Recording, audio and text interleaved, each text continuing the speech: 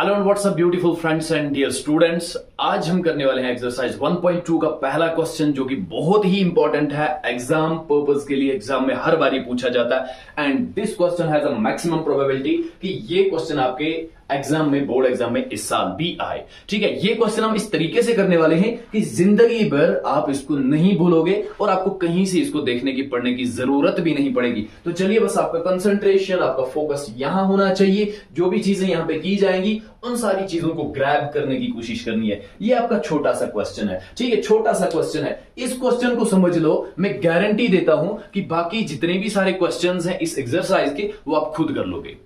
Tension लेने की जरूरत नहीं है, मैं आपको वो भी दिखा दूंगा, बट ये क्वेश्चन आप पहले समझ लें। ये क्वेश्चन बेस है बाकी सारे क्वेश्चंस की। ठीक है, तो क्वेश्चन क्या अंडरस्टैंड करते हैं। Prove that root 5 is irrational. ये आपको प्रूव करना है कि रूट 5 एक इरेशनल नंबर है। क्लियर, बात समझ में आ रही है आपको। ये ऑलरेडी पता है हमें, ये क्वेश्चन भी हमें कह रहा है कि अंडर रूट 5 जो है ये एक इरेशनल नंबर है, but you have to prove that under root 5 is irrational. तो ये प्रूव करने के लिए हमें क्या करना पड़ेगा कि हमें एंजप्शन करनी पड़ेगी, हमें सपोज करना पड़ेगा, हमें लेट करना पड़ेगा। तो सारा जो आपका कंसंट्रेशन है वो यहां रखिए भाई साहब। ठीक है, इस क्वेश्चन को हम ऐसे सोल्यूशन सॉल्व करने वाले हैं कि कभी भी आपको कहीं से पढ़ने की इस क्वेश्चन को जरूरत नहीं पड़ेगी। चलिए लेट्स स्टार्ट। तो अंडर रूट 5 को इरेशनल प्रूव करना है। ये इरेशनल है बट हमें ये बताया नहीं गया। यहां पे हम क्या करेंगे, हम एज्यूम करेंगे, लेट्स एज्यूम दैट कि रूट 5 जो है इज रैशनल। ये रैशनल है, ये हम एज्यूम करेंगे। चलो, ये हमने एज्यूम कर लिया, ये हमने सपोज कर लिया कि रूट 5 जो है एक रैशनल नंबर है। तो हमें पता है कि अगर ये रैशनल है तो हम इसको a बाई बी या फिर p बाई क्यू की फॉर्म में लिख सकते हैं ना। इस फॉर्म में लिख सकते हैं। हमें पता है रैशनल नंबर्स वो नंबर्स होते हैं जिनको हम p बाई क्यू की फॉर्म में लिख सकते हैं, मींस न्यूमरेटर बाई डिनोमिनेटर की फॉर्म में। और डिनोमिनेटर जो है वो 0 के बराबर नहीं होना चाहिए। और इरेशनल वो है जिनको हम इस फॉर्म में नहीं लिख सकते। बट यहां पे आपको याद रखना है कि a एंड b जो है ये को प्राइम है, आर को प्राइम। अब ये को प्राइम कौन सी चीज है भैया, ये कौन सी मुसीबत है? कोई टेंशन नहीं, मैं बता रहा हूं ना। को प्राइम वो नंबर्स होते हैं जिनका कोई फैक्टर नहीं होता अदर देन 1 उनका हाईएस्ट कॉमन फैक्टर होता है। ये भी मैं यहां पे आपको समझा रहा हूं, ये आपके इस टॉपिक में नहीं आ रहा है बट मैं समझा रहा हूं। फॉर एग्जांपल मैंने लिखा 3 एंड मैंने लिखा फॉर एग्जांपल यहां पे 4, 2 नंबर मैंने लिख लिए। ठीक है, 2 नंबर मैंने लिख लिए। अब इसका हाईएस्ट कॉमन फैक्टर और इसका हाईएस्ट कॉमन फैक्टर जो है दोनों को 1 होगा। और इन्हीं नंबर्स को कह सकते हैं हम ये को प्राइम नंबर्स हैं। ठीक है, यहां मैं लिख लूंगा 5 और 6, ये भी को प्राइम नंबर्स हैं। ठीक है, यहां मैं लिख लूंगा 3 एंड 5, ये भी को प्राइम नंबर्स हैं। तो सिंपली आपको याद रखना है, को प्राइम नंबर्स वो नंबर्स हैं जिनका कोई फैक्टर नहीं होता है अदर देन 1। ठीक है, खाली और खाली उनका एक ही फैक्टर होता है एंड दैट इज 1, और 1 ही उनका हाईएस्ट कॉमन फैक्टर होता है। और a और b जो है ये को प्राइम नंबर्स हैं। तो चलिए, under root 5 is equal to a by b. तो हम क्या करेंगे, हम स्क्वायरिंग कर लेंगे दोनों तरफ से, स्क्वायरिंग ऑन बोथ साइड्स। हम दोनों तरफ से स्क्वायरिंग करेंगे। जब स्क्वायरिंग करेंगे दोनों तरफ से तो इसके ऊपर आ जाएगा रूट 5 का square and a square by b square. ठीक, रूट 5 का स्क्वायर होता है 5, स्क्वायर से रूट कट जाएगा तो बचेगा खाली 5 equals to a square by b square, a square by b square. अब देखो, जिसके डिनोमिनेटर में कुछ ना हो उसके डिनोमिनेटर में हम 1 लिख सकते हैं या नहीं लिख सकते, या बताओ? बिल्कुल लिख सकते हैं। ठीक है, अब देखो 5 इंटू बी स्क्वायर होता है 5b square and equals to a square 1 होता है a स्क्वायर। इसका मतलब है ना कि a स्क्वायर को 5 डिवाइड कर रहा है। इसको ऐसे भी लिख सकते हो, एक और स्टेप हम आगे लेके जाएंगे। ठीक है, बी स्क्वायर को मैं ऐसे ही रखूंगा, a स्क्वायर ऐसे, और 5 जो है ये यहां पे मल्टीप्लीकेशन में है, इस साइड ये यहां पे मल्टीप्लीकेशन, इस साइड आके डिवीजन में जाएगा। तो ये यहां से साबित होता है कि a स्क्वायर को 5 डिवाइड कर रहा है। अगर a स्क्वायर को 5 डिवाइड कर रहा है इट मींस कि a को भी 5 डिवाइड करेगा। ये आपकी थ्योरम है। थ्योरम आप बुक पे देख लेना। थ्योरम ये कह रही है कि if a number divides a square then the same number will divide a। ठीक है, यहां एक नंबर अगर b स्क्वायर को डिवाइड कर रहा है तो सेम नंबर b को भी डिवाइड करेगा। सिंपल सा फंडा मैं यहां पे समझा रहा हूं, समझने की कोशिश करना। मैंने लिखा कि अगर 5 स्क्वायर को, सॉरी a स्क्वायर को मैं 5 से डिवाइड करता हूं, ए स्क्वायर जो है ये आपको पता है, मैं आपको ए स्क्वायर जो है 5 का स्क्वायर लेके देता हूं। 5 स्क्वायर होता है 25 और इसको डिवाइड करेंगे 5 तो 5 आ जाएगा आंसर। क्लियर। अब अगर इस 5 स्क्वायर को 5 ने डिवाइड किया, इट मींस कि 5 को भी डिवाइड करेगा।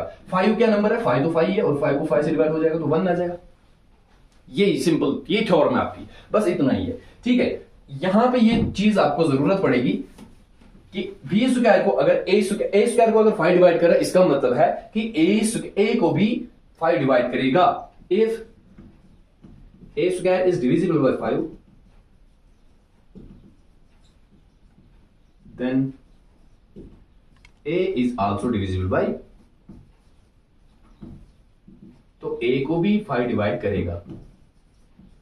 ये आप लिख लेना बाय थ्योरम, बाय ब्रैकेट में लिख देना बाय थ्योरम, कि हमें ये कौन कह रहा है, ये हमें कौन कह रहा है कि अगर a स्क्वायर को डिवाइड 5 कर रहा है तो a को भी 5 डिवाइड करेगा 5, तो ये हमें थ्योरम कह रही है, बाय थ्योरम लिख देना। ठीक है, आप इतने का स्क्रीनशॉट ले ले, मैं बाकी करता हूं। हो गया, स्क्रीनशॉट ले लिया, मैं अब थोड़ा सा और यहां पे भी दिखा देता हूं, उसके बाद हम इरेज करके बाकी लिखते हैं। ठीक है, देखिए यहां तक देखिए, ये जो आपने निकाला 5b square is equal to a square, यहां से हमें पता चल गया कि a स्क्वायर को 5 डिवाइड करता है। ठीक है, ये वाला पोर्शन अगर आप ये स्टेप नहीं भी लिखोगे तो ये मैं आपको समझाने के लिए दिखाया कि इसका मतलब है ना कि a स्क्वायर को 5 डिवाइड कर रहा है और a को भी डिवाइड करेगा 5। अब इसका नाम इक्वेशन फर्स्ट रख दीजिए। हम क्या करेंगे, हम लेट करेंगे फिर से, let a is equal to 5k और k जो है कोई integer, where k is any integer, k is any integer. हमने a लिया 5k, ये हमने सपोज किया कि चलो a हमने 5k लिया, तो इसके ऊपर भी स्क्वायरिंग करेंगे जब, तो आ जाएगा a square is equal to 5k का होल स्क्वायर। आएगा या नहीं आएगा, बिल्कुल आएगा। a स्क्वायर को ऐसे ही रखेंगे और 5 के ऊपर भी स्क्वायर है तो 5 का स्क्वायर बन जाएगा 25 एंड k के ऊपर भी स्क्वायर है तो k का अपना स्क्वायर रहेगा। a स्क्वायर निकलता है 25 के स्क्वायर के बराबर, और यहां पे देखिए a स्क्वायर है 5b स्क्वायर के बराबर। अगर a स्क्वायर यहां पे 25k के बराबर है तो यहां पे 5b स्क्वायर के बराबर है, तो इसका मतलब है ना कि 25k स्क्वायर। देयरफॉर इसका नाम रख लेते हैं equation second, from equation first and second, from equation first and second. दोनों इक्वेशन से क्या मिलता है हमें, हम लिख सकते हैं ना 5b स्क्वायर होगा भाई 25k स्क्वायर के बराबर। अगर ये a स्क्वायर के बराबर है और यहां पे ये a स्क्वायर के बराबर है, इसका मतलब है ना कि ये इसके बराबर होगा।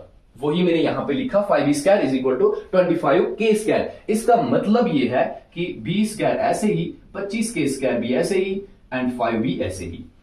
5 यहां पे मल्टीप्लिकेशन में इस साइड डिवाइड में जाएगा, 5 1 होता है 5 एंड 5 5 होता है 25। तो क्या मिला यहां पे, b square is equal to 5k square. अगर आपको समझ में आया होना यहां तक, ये वाला पार्ट भी आपको अच्छे से समझ में आ चुका होगा कि 5 अब b स्क्वायर को डिवाइड कर रहा है। ये मल्टीप्लिकेशन में इस साइड और इस साइड जाने के बाद ये डिवाइड में जाएगा और b स्क्वायर को डिवाइड करेगा। 5 जो है 5 b स्क्वायर को डिवाइड कर रहा है, इट मींस कि ये 5 b को भी डिवाइड कर रहा है। हम ऐसे लिखेंगे। अब मैं इरेज करता हूं इसको, ठीक है, यहां तक मैं इरेज कर लेता हूं।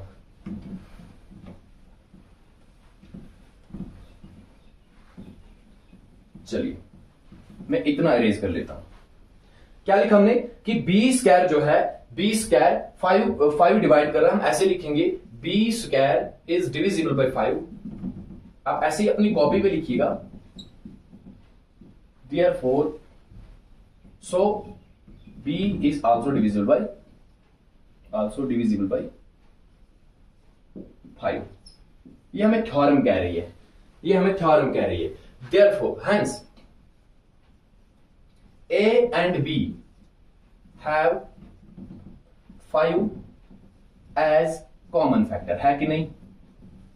तो ये A और B का 5 जो है ये कॉमन फैक्टर निकल के आता है, क्योंकि ये B को भी डिवाइड कर रहा है और A को भी डिवाइड कर रहा है। बट हमने लेट किया था, हमने सपोज किया था कि A और B जो हैं ये कोप्राइम्स हैं। ये कोप्राइम्स है, कोप्राइम्स मींस कि इनका कोई फैक्टर नहीं है, इनका खाली 1 फैक्टर है। तो इस हिसाब से हमारी अजम्पशन जो है वो गलत हुई ना, हमारी एजम्पशन जो है वो गलत है। बट ऐसे लिखोगे, but this contradicts the fact, but this contradicts the fact that A and B are co-prime। ये इस फैक्ट को कंट्राडिक्ट करता है ना कि भाई A और B को प्राइम है, और ये कंट्राडिक्शन अराइज कैसे हुई? ये कंट्राडिक्शन हमारी अजम्पशन की वजह से अराइज हुई, तो हमारी अजम्पशन गलत है और हम ये कंक्लूड करते हैं भाई, हाथ जोड़ के माफी मांगते हैं कि हमने अजम्पशन जो थी वो गलत ली थी और ये अंडर रूट 5 जो है इरेशनल है। ऐसे एक क्वेश्चन सॉल्व होता है। हम क्या लिखेंगे आप? ऐसे लिखोगे but this contradiction the fact that a and b are coprime and this contradiction has arisen because of our wrong assumption.